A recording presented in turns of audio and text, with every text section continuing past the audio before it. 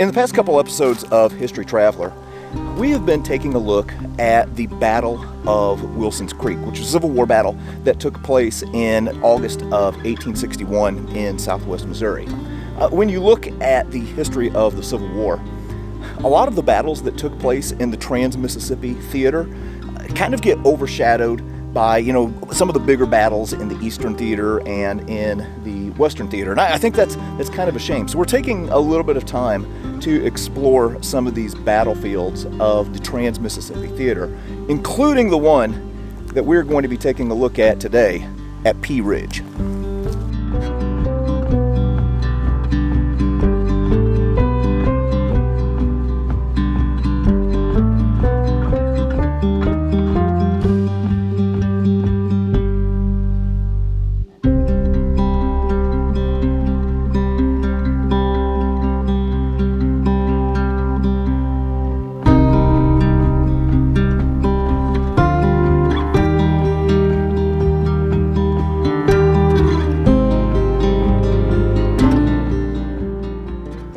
All right, now, like I said, we are in the Ozarks of North Arkansas, and we're going to be taking a look at the Battle of Pea Ridge, which took place in March of 1862. After the Battle of Wilson's Creek, which technically was a loss for the Union, well, things didn't exactly go well for the Confederacy. Sterling Price ended up kind of being pushed down to the Missouri border. In November of 1861, Lincoln had placed Halleck in charge of operations in Missouri, and Halleck had placed in charge of what was called the Army of the Southwest a guy by the name of General Samuel Curtis.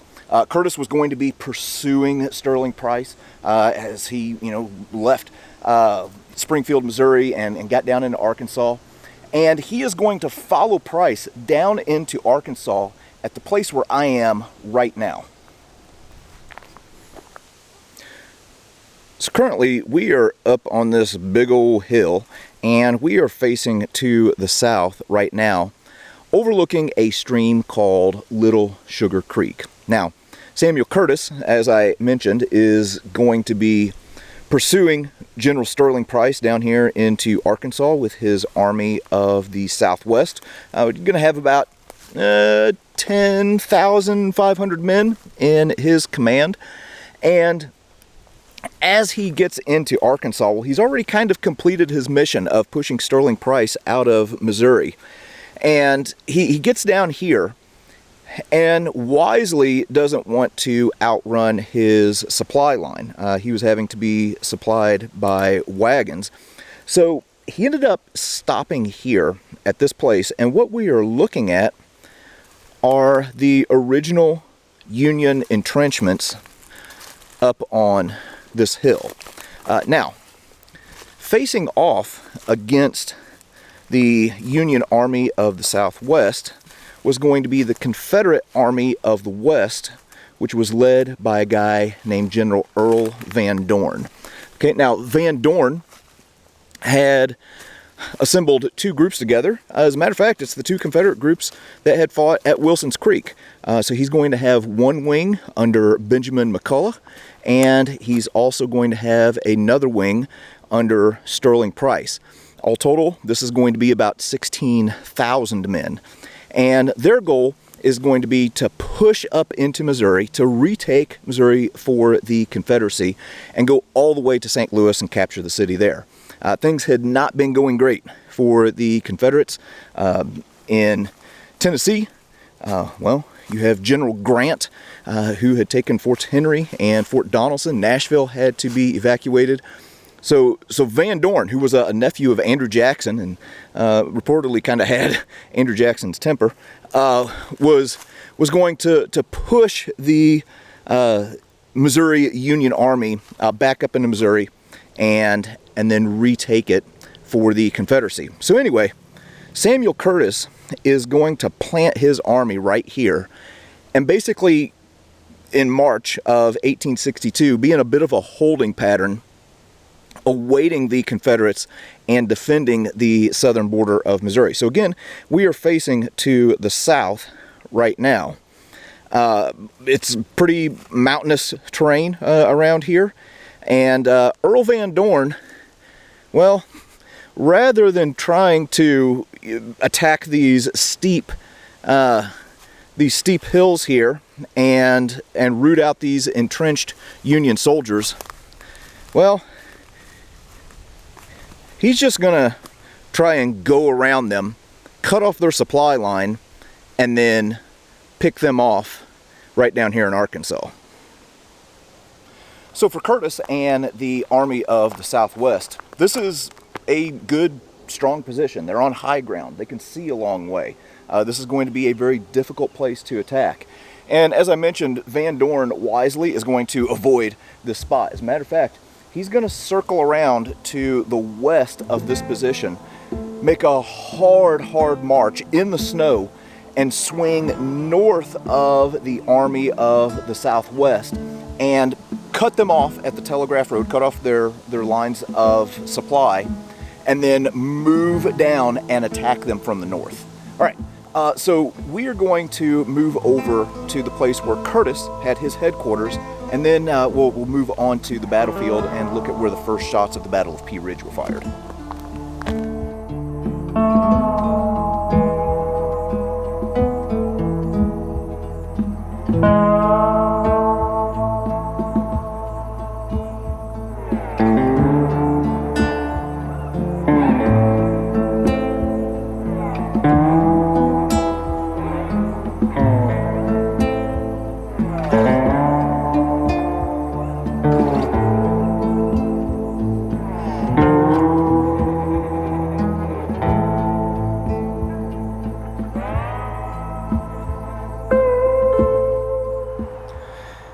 All right, we have moved a couple miles to the northeast of where we just were at the Little Sugar Creek entrenchments. And what we are looking at here is a marker showing where the site of the U.S. Army headquarters under General Curtis was located. There it says this site was the campground for commanding officers and headquarters of the U.S. Army for the Battle of Pea Ridge. Here, councils of war were held. Camp for 10,500 soldiers, U.S. Army located 1.5 miles south. Depot of supplies 1 mile north of this site. So this site right here was strategically located. So there was a store here called Pratt's Store. And if I were a Union Army general, well, I might try and set up my headquarters near a store as well. That way I could have easy access to like Little Debbie snack cakes and things like that. But the main thing that made this a strategic place to set up the headquarters was that this was right along what was then called the Telegraph Road. Okay, so again, off in this direction, okay, this is kind of to the southwest. This is going to be where the Union Army is going to be entrenched. They're expecting Van Dorn to come up from the south. So the headquarters, from their line of thinking, is positioned behind the lines. What they don't know, but are soon going to find out, is that Van Dorn has circled them and has moved all the way to the north. So if we would have been here on March 7th, well, the scene out in front of us would have really been something else. There would have been a whole bunch of tents set up everywhere. On March 7th, there would have been a blanket of snow on the ground, so it would have been really cold here. And in Curtis's Army of the Southwest, well, he had 4 divisions. The 1st and 2nd Division were under Franz Sigel, who we talked about at the Battle of Wilson's Creek. So it's kind of a weird situation. Franz Sigel was it wasn't technically a corps commander position, but functionally it was. The 1st Division was commanded by a guy named Osterhaus. 2nd Division, Asboth. The 3rd Division was commanded by a guy named Jefferson Davis. No relation or connection to the Confederate President, Jefferson Davis. And then the 4th Division was going to be commanded by a guy named Carr. And about mid-morning on March the 7th, well, there is going to be a runner who is going to arrive in camp with some bad news that the Confederate Army under Earl Van Dorn has been spotted north of this position near the Elkhorn Tavern. And all of a sudden, this was going to be a very busy place. So if you are General Curtis in this situation, you don't want to just hit the panic button, because that's not a good thing to do as a leader, but there was definite cause for concern. You've got the Confederate Army that's off to the north. In between you and the Confederate Army are your supplies. And the army that you need in order to defend yourself is now behind you a couple miles. So what Curtis was going to do first is he was going to take the 1st Division commander, Osterhaus, and send him off to the northwest, close to a place called Leetown, to try and get a bead on what was going on. And this is where the Battle of Pea Ridge is going to kick off.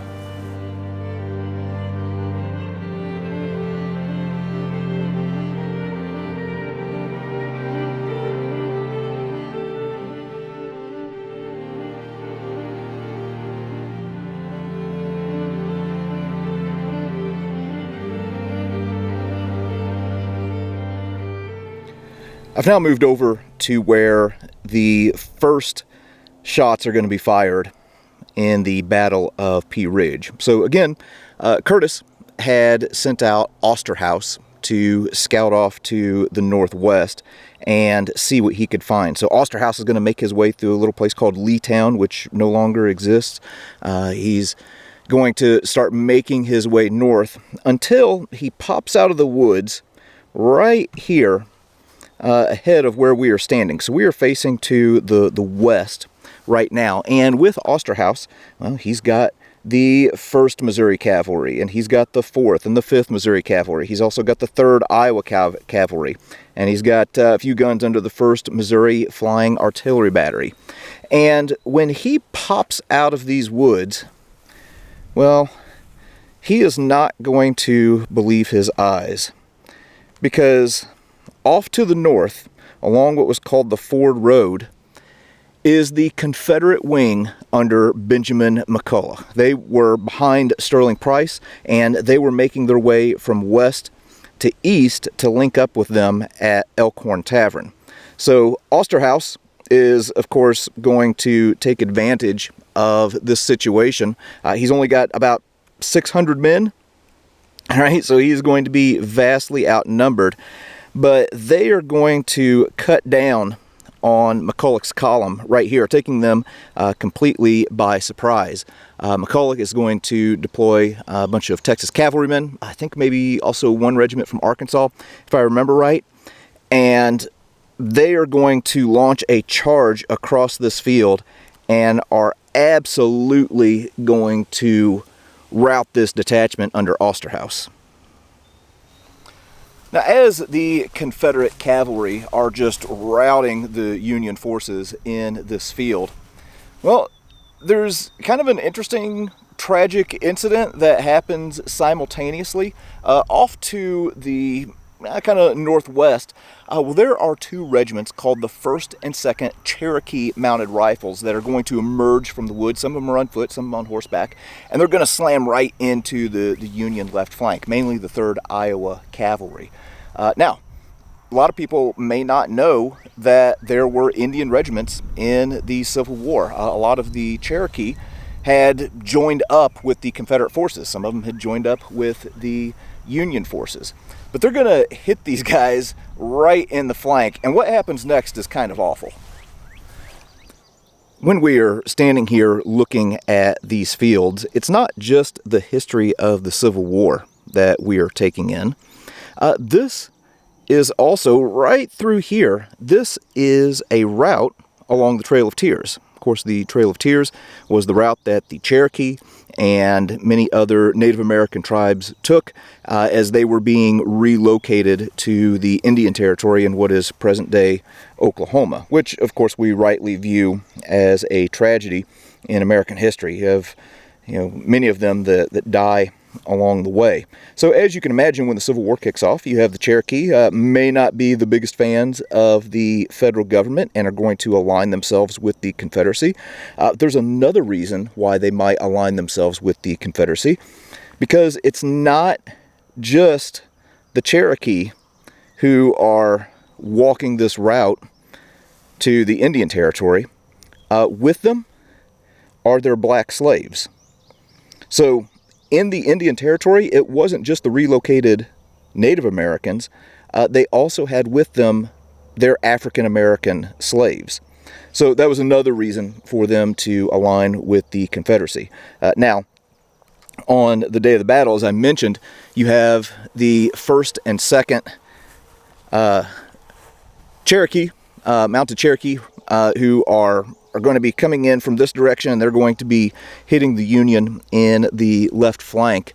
The Union gets routed. They head back into the woods and are moving south. The ones who are left behind, though, these guys from the Cherokee regiments, kind of undisciplined in the moment. They were part of Pike's Indian Brigade, and they just start scalping these Union soldiers. I've seen different numbers, maybe around like a dozen.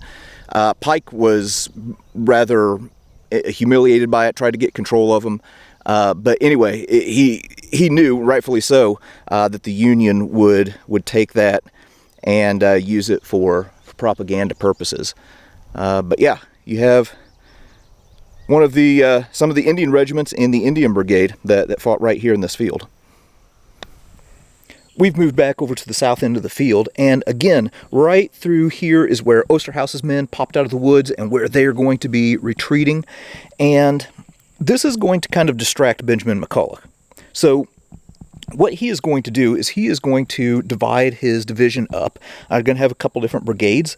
Right along through here is going to be a line of Confederates under the command of a guy named McIntosh. You're looking at largely Texas regiments here. And then over here on this side of the road in the woods, right through here is going to be another brigade under the command of a guy named Hebert, mostly Arkansas troops, one Louisiana regiment.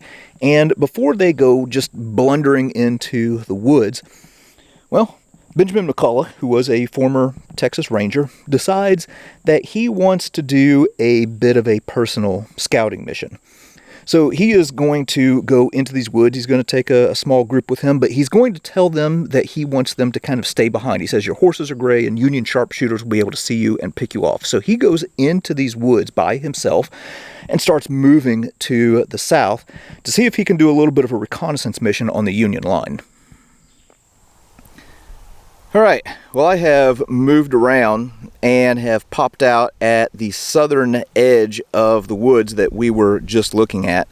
And we are now standing in what is called Oberson's Field. So, again, as we've mentioned a few times already, Osterhaus's Union guys are going to get routed. On the other side of this woods, those who escape and survive are going to be making it through the woods. They're going to pop out into this field, and then they are going to line up on the southern end of this field over along these line of woods. Now, the exception to that is going to be the 36th Illinois. They are going to be deployed off to the left and are going to be acting as skirmishers. So right now we are facing to the north, facing towards the Confederates, and Benjamin McCulloch is wanting to, again, lead a little scouting mission down through here. So he has some guys from the 16th Arkansas, and if you remember back to our episode on Wilson's Creek, we talked about how McCulloch, he's the leader, but he has this bad habit of putting himself where he's not supposed to be, which is in the front, leading from the front. If you're the leader of an army or a corps or division or something like that, is not a great idea. Well, McCulloch is up here with the skirmishers from the Confederates. He's kind of leading the pack. He's wearing this black overcoat, and there's snow on the ground. So as he's riding his horse, he is really going to be standing out. So you can imagine just a bunch of Union guys from the 36th Illinois all lined up here, and all of a sudden here comes this silhouetted figure riding through the woods.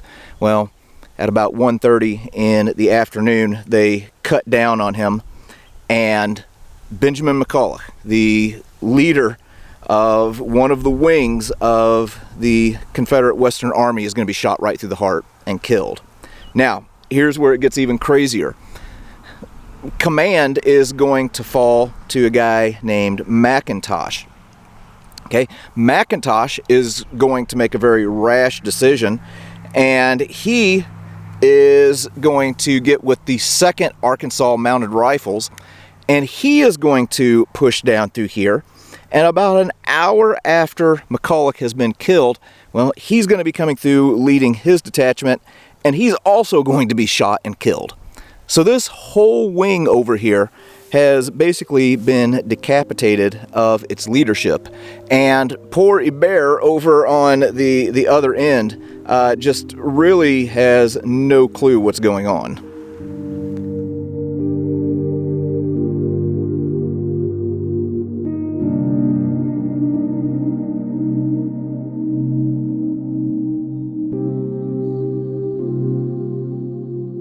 I've now moved over to the south end of Oberson's field. So just right back over here, that's where McCulloch was killed. Right over here is where McIntosh was killed in that set of woods.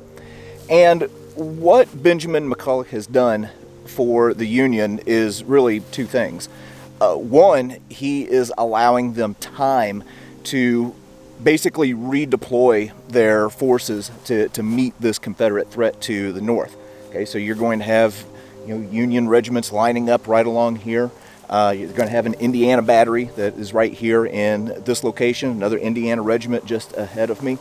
And the other thing that is happening is that by being pinned down right here, it's preventing Earl Van Dorn from consolidating his army, which is allowing the Union to take on this superior force by basically breaking them apart and taking them on a little piece at a time.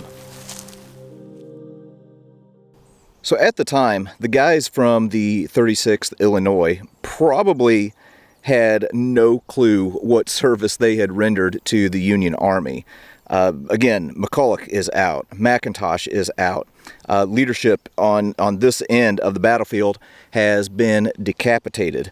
Now, command of this wing of the Confederate Army was going to fall to Colonel Louis Hebert. Now, remember, he is going to be lined up on the west side of this road and was going to be pushing down. Here's the deal. He had no idea that he was in command. McIntosh, again, had not made any arrangements for communications. He basically just ran rashly into the woods and got himself killed. So Hebert is going to kind of be holding out for a while. He's going to hear the skirmishing that's going to be going on over here that's going to result in McIntosh's death, and he is going to take that as a signal that the offensive is going to begin. And then he's going to start moving his regiments to the south through these woods. We've just stepped into what is known as Morgan's Woods, and we're looking at things from the Union perspective right now. So again, this is the set of woods that the Confederates under Hebert are going to be advancing through. So we're facing the north, so they would have been walking towards us. There had been a tornado that had come through here and knocked a bunch of trees down, so that's going to slow their advance in addition to all the other problems that they're going to have. And with him, he's going to be commanding the 4th Arkansas, the 3rd Louisiana, and the 14th and 15th Arkansas regiments. And newly arrived to this part of the battlefield is going to be the Union 3rd Division under Jefferson Davis. He's going to get the 37th Illinois and the 59th Illinois into the fight here. So they're going to push out into the woods. They're basically going to just slam right into Hebert's regiments. and a firefight is going to ensue.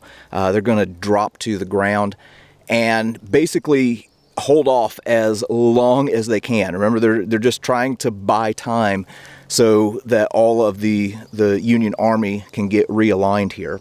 Well, eventually, these Illinois regiments are going to have to fall back. But as they do, well, the 22nd Indiana and the 18th Indiana managed to slip down a road that would have been right around through here. They're going to advance to the east, and then they're going to hit a ravine, and basically they are going to outflank Hebert. Okay, so he's now going to have to face these Illinois regiments from the front. He's going to be hit from the Indiana regiments from off to what his left and our right. And at one point in the battle, there's a little bit of a gap where they see they might be able to get out into the field and capture a Union battery that is on their right flank. All right, now back out in Oberson's field on the west side of Morgan's Woods. And right here in this corner of the field, well, you would have had some artillery that would have been placed here. You had some Indiana artillery. There's also some artillery from the 2nd Illinois artillery, Battery A, if I remember correctly. But anyway, there were about 6 cannon that were here on this part of the field. And as guys from the 37th and the 59th are moving out of the woods and kind of falling back, well, right on their tails are going to be these Confederates. So these Confederates start streaming out of the woods, and their goal is to capture some of these cannon if they can. Well, there is a 19-year-old kid by the name of William Black who isn't going to be having any of that, and he actually stands in front of one of these cannons with just a pistol and is firing on the Confederates and holding them off. He gets wounded in the action. Later he would be awarded the Medal of Honor. But the ones who are going to sweep the Confederates back in the woods, well, it's going to be our boys from the 36th Illinois. All right, so they've killed McCulloch over here. They came back into formation. They know that there is help that is needed over here, so they get deployed, coming back over, moving to the east, and are going to push Hebert's Confederates back into the woods and back to the north.